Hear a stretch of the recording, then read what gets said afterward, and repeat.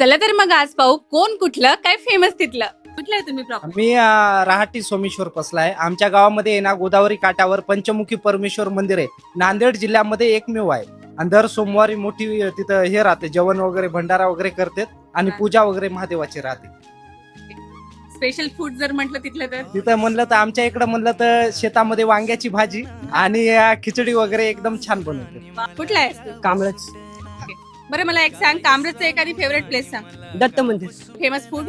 चहा, पाणीपुरी.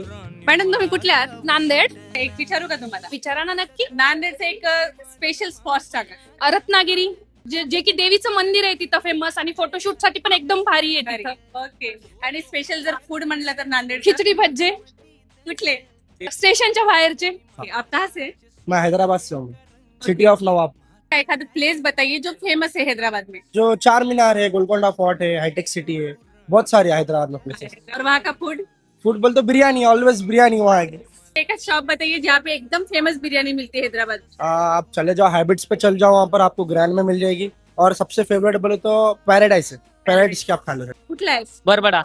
बरं तिथले एखादी फेमस स्पॉट सांग ना. मॅडम आमच्या गावात फेमस तर काहीच नाही बघा. बरं एखादी खाण्याचं फेमस. खायला तसं बघलं तर आमच्या गावात पुरी भाजी भेटते बघा रत्नपार्केपाशी. गावचं आहे. राहटी एखादी फेमस फूड असलं तिथलं तर. शेतातला ऊस फेमस आहे आमचा. कुठले आहेत तुम्ही प्रॉपर? प्रॉपर अर्धापूरचा फेमस मुलं तर महाराष्ट्रात असं कुठेच नाहीये. एक दर्गा आहे जी 40 मीटरची आहे. त्या होल महाराष्ट्रामध्ये आपला कुठंच असं ते अशी दर्गा लांब लचक नाही. आणि खाद्यपदार्थ जर म्हटलं तर फेमस तिथलं फूड कुठलं आहे? खिचडी भजी. काय सांगू राणी मला गाव सुटना